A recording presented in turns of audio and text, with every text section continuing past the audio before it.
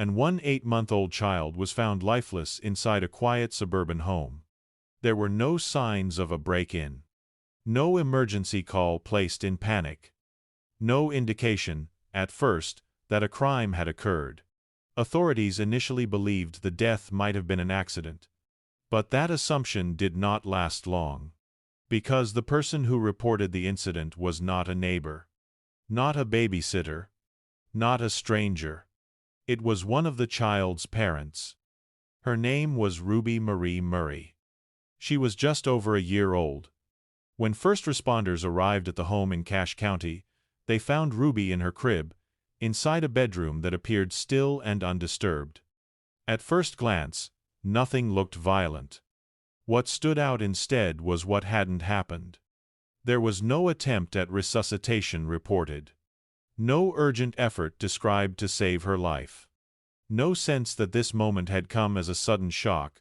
As officers began documenting the room, small details started to raise questions. The crib was described as very dirty. Old food was present nearby.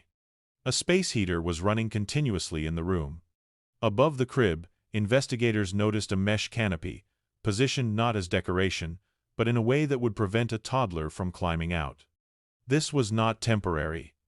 It appeared intentional. What initially looked like a tragic accident began to shift into something else entirely. Not because of a single detail, but because of what those details suggested together. Ruby's parents, Mitchell Murray and Carrie Murray, were cooperative. They answered questions. They stayed at the scene. They did not try to leave.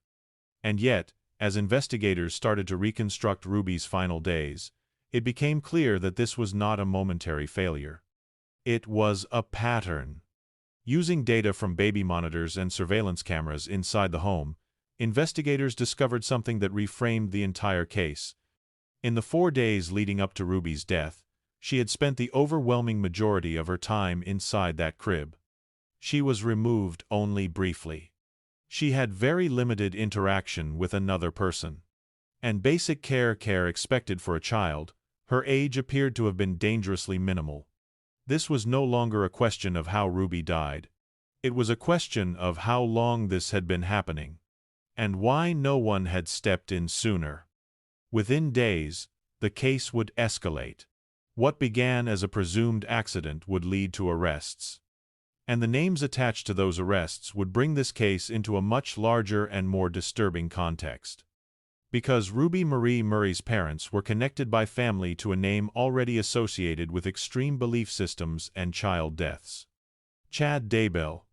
This is not a story about a sudden tragedy. It is a story about neglect that unfolded quietly, behind closed doors, until there was no one left to speak for the child. Except the evidence. Mitchell and Carrie Murray lived a life that, from the outside, did not draw attention. There were no frequent emergency calls to the home. No documented reports of violence. No visible signs that something was wrong. To neighbors, it was simply another house in a quiet area of Cache County. But inside the home, Ruby's world was much. Investigators began reconstructing Ruby's daily life using the only witnesses available. Not people. Devices. Baby monitors. Surveillance cameras. Digital timestamps. These tools didn't interpret events. They recorded them. And what they recorded was absence. In the days leading up to Ruby's death, footage showed long stretches of time where no one entered her room. Hours passed. Then more hours. When someone did appear, it was often briefly, not to interact, but to check. Ruby was not seen playing freely. She was not observed exploring the home. She was not carried around or engaged with the way toddlers typically are. Most of her time was spent in one place. Her crib. That crib had been modified. Above it, a mesh canopy was secured, not loosely, not temporarily, but in a way that prevented Ruby from climbing out. For an 8-month-old child, that matters. At that age, mobility is not a risk. It is development. And yet, Ruby's movement appeared intentionally restricted. Investigators also noted environmental conditions inside the room. A space heater was left running. The crib itself was described as dirty. Old food was found nearby. These were not isolated oversights. They were part of a pattern that suggested long-term neglect rather than a single moment of carelessness. One of the most troubling discoveries came from analyzing time logs. Over a 4-day period, Ruby was out of her crib for just over 6 hours total. That included feeding, diaper changes, any form of contact. During that same time frame, Ruby spent less than 50 minutes with another person in direct interaction. For a child her age, this level of isolation is not normal. It is dangerous. Basic care followed the same pattern. Ruby's diaper had been changed only 6 times in those 4 days. Not daily. In total, that detail alone was enough to raise serious medical concerns. Combined with everything else, it pointed to a life lived in near confinement. Despite this, there was no record of Ruby being taken to a doctor. No urgent calls for medical advice. No attempt to seek help. What existed instead was routine. And routine can be deceptive. Because when something harmful happens slowly, it can become invisible even to the people responsible for it. Mitchell and Carrie Murray did not describe Ruby as being in distress. They did not report a sudden change in behavior. They did not claim to have noticed a crisis unfolding. And yet, the data told a different story. One of prolonged neglect. One of minimal human contact. One of the children existed largely unseen, even while adults were present in the home. This section of the investigation did not rely on interpretation. It relied on timestamps. And timestamps do not forget. They do not soften details. They simply record what happened and what didn't. By the time investigators finished reviewing the footage, the question was no longer whether Ruby had been neglected. The question was whether that neglect had been severe enough and deliberate enough to constitute murder. And as authorities continued digging, they began to realize something else. The neglect did not exist in isolation. It existed alongside a belief system, one that would soon become central to understanding how Ruby's death was justified by those responsible. When Mitchell and Carrie Murray were first questioned, they did not describe what had happened to Ruby as a crisis. They described it as something inevitable. There was no panic in their initial statements. No urgency in their tone. No suggestion that something had gone suddenly wrong. Instead, they spoke in generalities. Ruby had been sleeping. Ruby had been quiet. Ruby had been fine the last time they checked on her. These were not lies that leapt out immediately. They were the kind of statements that sound reasonable until they are placed next to evidence. When investigators asked about Ruby's routine, the answers were vague. How often was she taken out of the crib? How much time was spent interacting with her? When was the last diaper change? The responses did not align with what the data would later show. And more importantly, they did not reflect concern. At one point, investigators asked a simple question. When did you realize something was wrong? The answer was not clear. There was no specific moment described. No sudden realization. No urgency to explain how long Ruby had been unresponsive. That absence mattered. Because in cases involving young children, caregivers can usually describe exactly when panic set in. Here, panic was missing. As questioning continued, one statement stood out. When discussing Ruby's death, one of the parents reportedly told investigators, "It was her time." The words were not spoken in anger. They were not shouted. They were not framed as a breakdown. They were said calmly. And that calmness changed how investigators understood the case.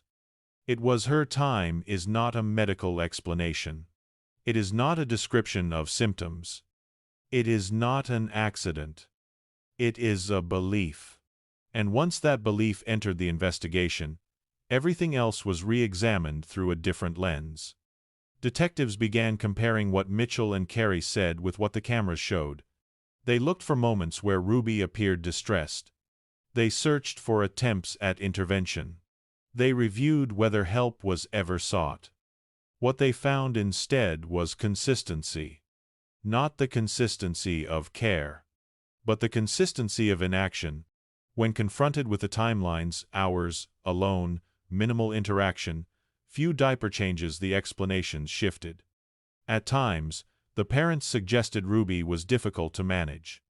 At other times, they implied she needed to be kept contained for her own safety. None of these explanations accounted for the full picture, and none of them explained why basic care had been reduced to such extremes. The investigators were not looking for perfect parenting. They were looking for effort, and what they were finding was justification. Justification for restraint. Justification for isolation. Justification for doing very little and calling it enough.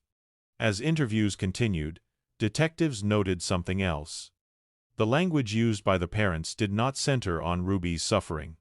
It centered on acceptance, on inevitability, on a belief that intervention was unnecessary. That belief did not explain the neglect, but it did explain why the neglect was allowed to continue. By the end of these early interviews, investigators were no longer evaluating an accident. They were evaluating intent.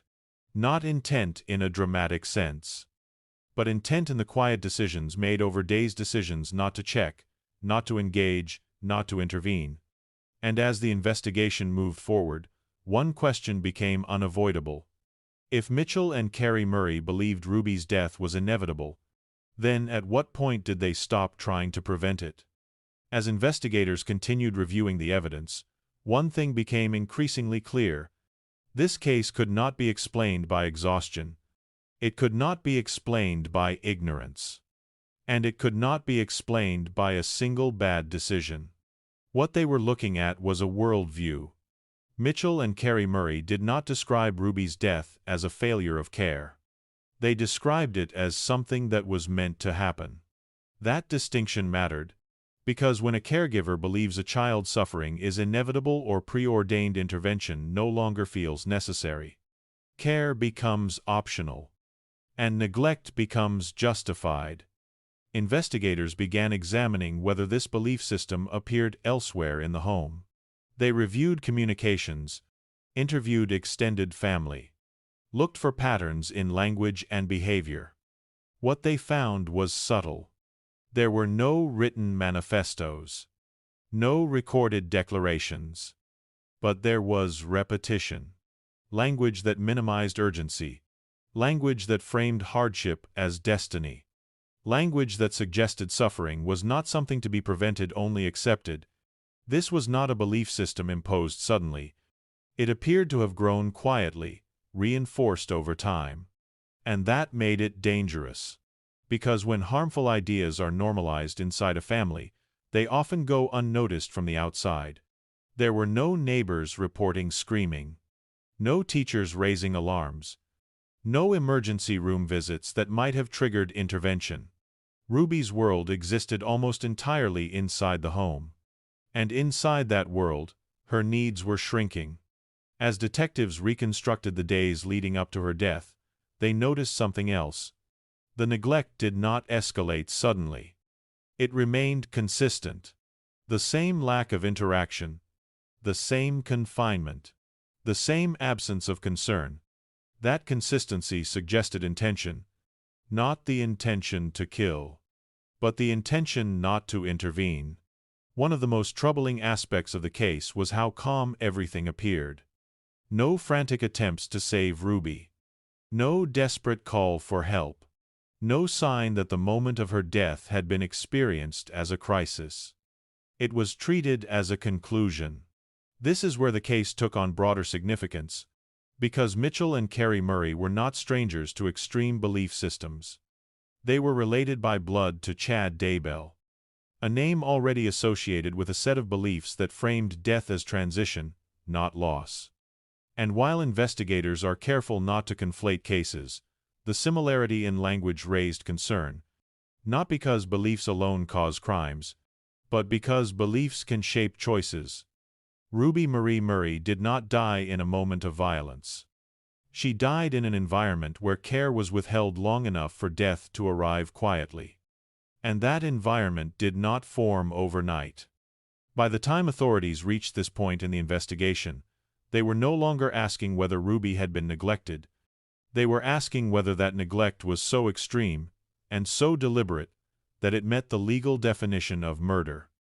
And as the evidence continued to accumulate, one final question loomed over everything. If Ruby had been suffering for days, why did no one step in? Inside the Murray home were devices designed for one purpose: to watch over a child. Baby monitors, indoor surveillance cameras, systems meant to provide reassurance. Instead, they became silent witnesses. Investigators extracted footage covering the final days of Ruby Marie Murray's life. They did not watch it once. They watched it repeatedly, frame by frame, hour by hour, day by day. What emerged was not chaos. It was routine. Over a 4-day period, the footage showed Ruby spending nearly all her time inside her crib, not sleeping peacefully, not being put down briefly, but remaining there uninterrupted for hours at a time. When someone entered the room, it was often for moments. A quick check, a brief adjustment, then absence again. There was no extended holding, no play, no consistent caregiving rhythm. The timestamps told the story clearly. Ruby was removed from her crib for just over 6 hours total across 4 days. That included everything: feeding, changing, interaction. During those same 4 days, Ruby had less than 50 minutes of direct, sustained contact with another person. This was not a miscount. It was confirmed across multiple devices. Investigators then focused on another detail: diaper changes. Using footage and time logs, they determined Ruby's diaper had been changed 6 times during that 4-day period. 6. For an 8-month-old child.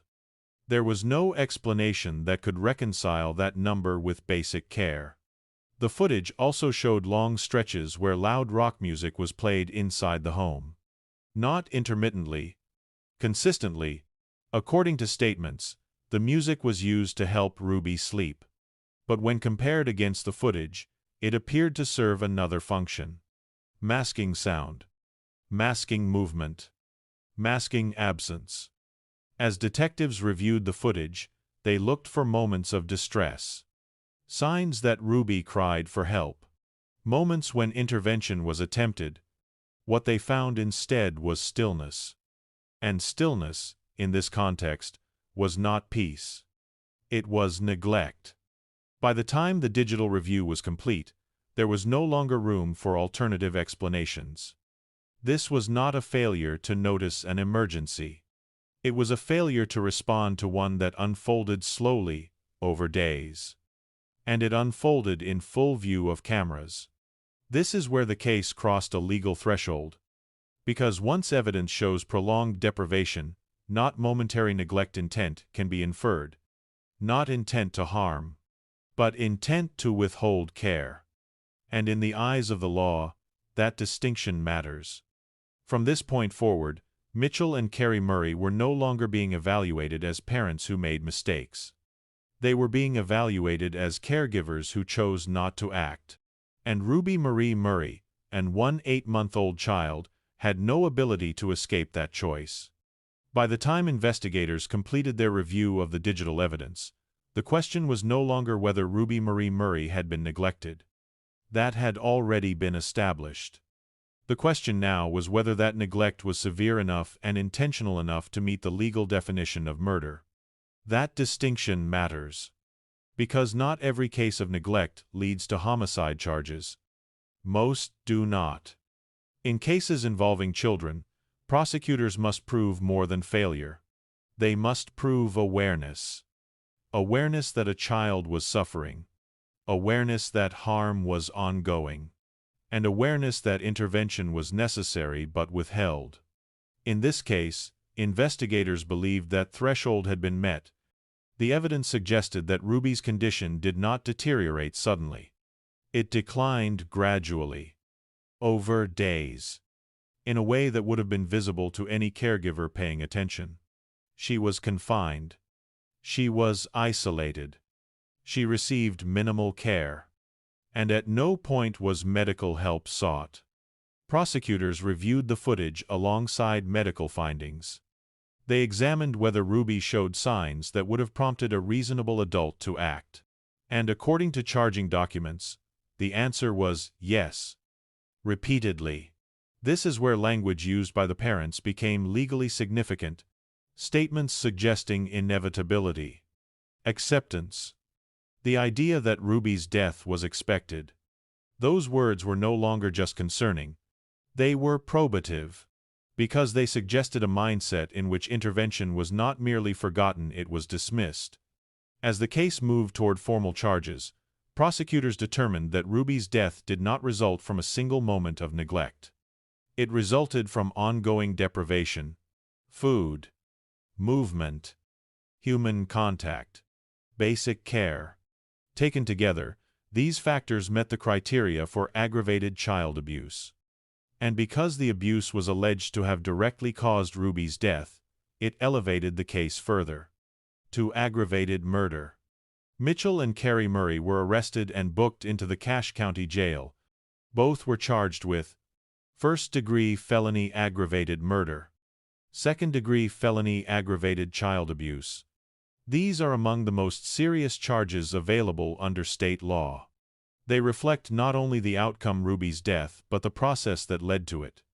It's important to understand what these charges do not allege. They do not allege sudden violence. They do not allege a single act. They allege something quieter, a sustained decision not to care. As the legal process began, one thing became clear. This case would not hinge on emotion. It would hinge on timelines, on footage, on data, and on whether a jury would agree that neglect, when carried far enough, becomes indistinguishable from intent. For Ruby Marie Murray, the question of intent came too late. But for the justice system, that question now sat at the center of everything. Until this point, Ruby Marie Murray's case had been devastating but local. A tragedy unfolding inside one household. A child lost to neglect. Parents facing the most serious charges possible. That changed the moment one detail became public. Mitchell and Carrie Murray were related by blood to Chad Daybell. And suddenly, this was no longer viewed as an isolated case. Chad Daybell's name was already etched into public memory. A man convicted in a case defined by extreme beliefs, manipulation, and the deaths of children. So when the family connection surfaced, it reframed how people understood Ruby's death. Not as proof of guilt by association, but as a warning. Investigators were careful in their language. They did not claim the cases were linked operationally. They did not suggest coordination or shared planning. But they did acknowledge something important. Language matters. Beliefs matter. And when belief systems frame death as inevitable or even purposeful, they can influence decisions in subtle, dangerous ways. The public reaction was immediate. News coverage expanded rapidly. True crime communities drew parallels. Social media focused less on the charges and more on the mindset. People weren't asking how Ruby died anymore. They were asking why no one stepped in sooner. This case struck a nerve because it challenged a deeply held assumption. That neglect looks chaotic. That it announces itself loudly. That someone, somewhere, will notice. Ruby's case suggested the opposite. That neglect can be organized. That it can be justified. That it can be hidden behind routine and belief. As the case spread nationally, attention turned toward systems, child welfare oversight, community responsibility, the limits of intervention when families isolate themselves. There were no prior emergency calls. no active welfare checks, no documented attempts to intervene before Ruby's death, which meant that whatever was happening inside the Murray home remained invisible until it was too late. For Ruby, the connection to the Daybell name didn't explain what happened. But it did explain why the case resonated so deeply. Because it reminded people that belief-driven harm does not always announce itself as violence. Sometimes it presents itself as certainty, as acceptance, as the quiet decision not to act. This section of the story is not about guilt by association. It's about patterns, about how language shapes behavior, about how isolation protects harmful ideas, and about how easily those ideas can go unnoticed when no one is looking closely. As prosecutors prepared their case, they knew this trial would not just be about evidence. It would be about mindset, and whether a jury could understand how neglect, when justified and sustained, can become fatal. By the time the investigation reached the medical examiner, the case already had a timeline. What it needed now was confirmation, not of suspicion, but of course. The autopsy of Ruby Marie Murray did not point to a sudden injury. There were no signs of a single, catastrophic event. Instead, the findings told a quieter story, one that unfolded over time. Medical examiners focused on indicators consistent with prolonged neglect. Not one missed meal, not one skipped check-in, but extended deprivation. The kind that weakens a child gradually, until the body can no longer compensate. Crucially, the medical findings aligned with the digital evidence. The limited movement, the minimal interaction, the reduced basic care. These were not separate threads. They were the same story, told from different angles. The examiner's conclusions ruled out natural causes. There was no underlying condition that explained Ruby's death on its own. There was no sudden illness that would have required immediate, unpredictable intervention. Instead, the findings suggested that timely care could have changed the outcome. That conclusion mattered, because it addressed the central legal question. Not whether Ruby could have survived indefinitely, but whether she could have survived if someone had acted. Investigators also reviewed the environmental conditions documented at the scene. The confined sleeping space. The heat source is running continuously. The lack of regular diaper changes. Each factor alone might raise concern. Together, they created a medically dangerous environment for an 8-month-old child. The autopsy did not introduce new questions. It answered the ones investigators already had. It confirmed that Ruby's death was not sudden, not unavoidable, not inexplicable. It was the result of conditions that persisted long enough to cause harm. From a medical standpoint, the conclusion was clear. Ruby did not die because help was unavailable. She died because help was not provided. This finding strengthened the prosecution's case. It connected intent to outcome. And it narrowed the defense's options. Because once the medical evidence confirmed prolonged neglect, the focus shifted from what happened to why it was allowed to continue. For Ruby Marie Murray, the medical record became her testimony. It spoke where she could not. And it did so with precision. As the case moved toward court, attention began to shift, not away from Ruby Marie Murray, but toward how her parents would respond to the charges. Because cases like this are rarely argued on facts alone. They are argued on interpretation. In neglect cases that rise to homicide charges, the defense often centers on one idea: that the death was not intentional. That what happened was the result of poor judgment, exhaustion, or misunderstanding, not malice. Here, that distinction matters. Because the prosecution is not alleging a single violent act. They are alleging a sustained failure to act. One possible line of defense is lack of awareness. That Mitchell and Carrie Murray did not recognize the severity of Ruby's condition. That they believed their care methods were sufficient. That they did not foresee the outcome. But the challenge with that argument lies in the evidence. The timelines, the footage, the duration, and the repeated opportunities to intervene. Another possible defense is reliance on belief. That decisions were shaped by ideology rather than intent to harm. But belief does not exist in a vacuum. And belief does not override duty of care. Especially when the person affected is a child with no ability to advocate for herself. The defense may also question causation, arguing that neglect alone cannot be definitively linked to the moment of death, that Ruby's condition could have deteriorated suddenly, that there were variables outside the parent's control. But again, the medical findings narrow that argument. They do not describe a sudden collapse. They describe a decline. This is where the case becomes legally complex.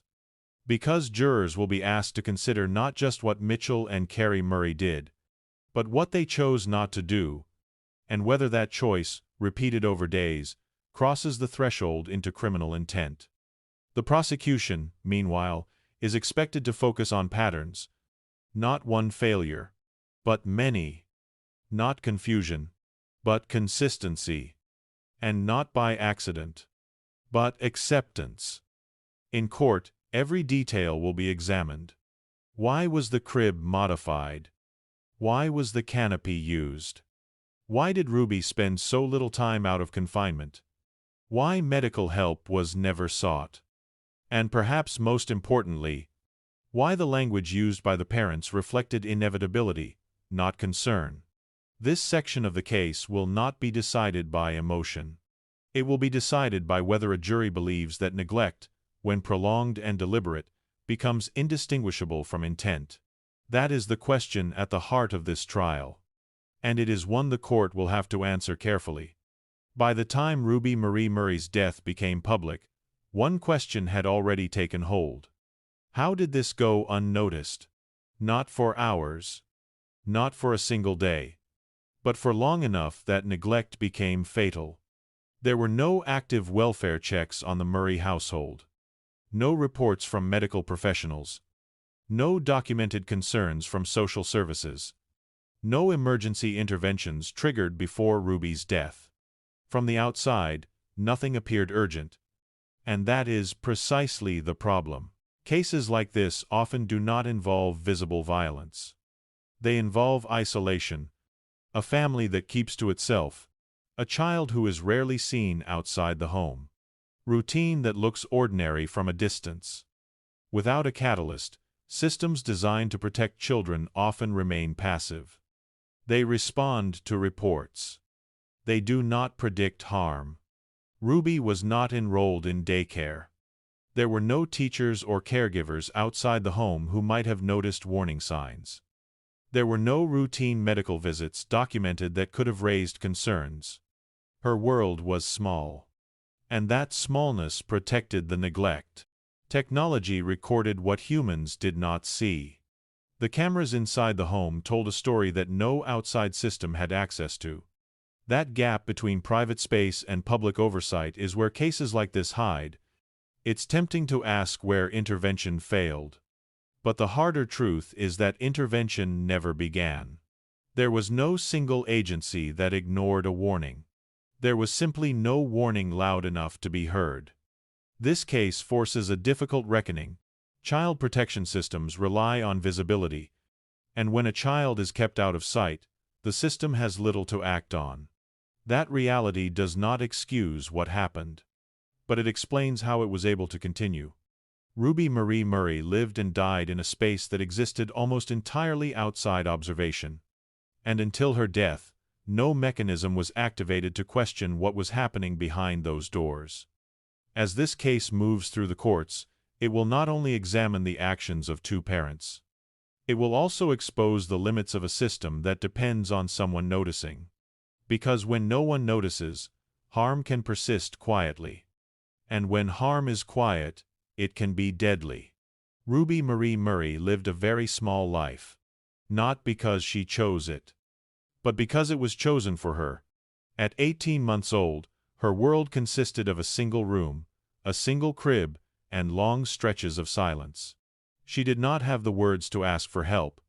She did not have the strength to change her circumstances. She depended entirely on the people around her to notice when something was wrong. And no one did. This case does not confront us with sudden violence. There was no single moment that signaled catastrophe.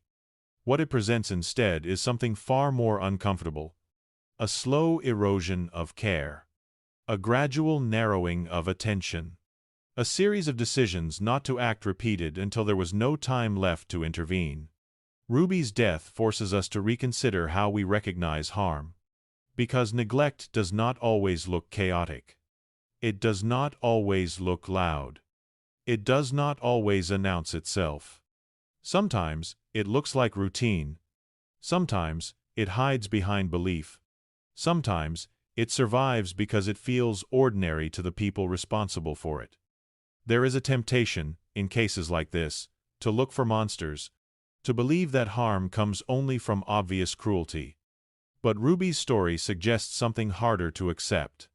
That harm can come from certainty, from acceptance, from the quiet decision that intervention is unnecessary. Ruby did not die unseen. She was recorded, documented, measured in timestamps and minutes.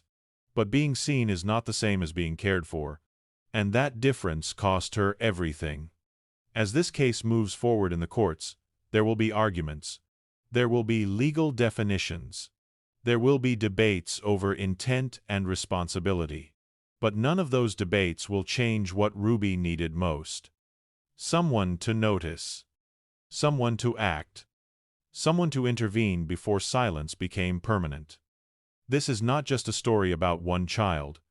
It is a reminder of how easily neglect can exist behind closed doors, and how difficult it can be to recognize until it's too late.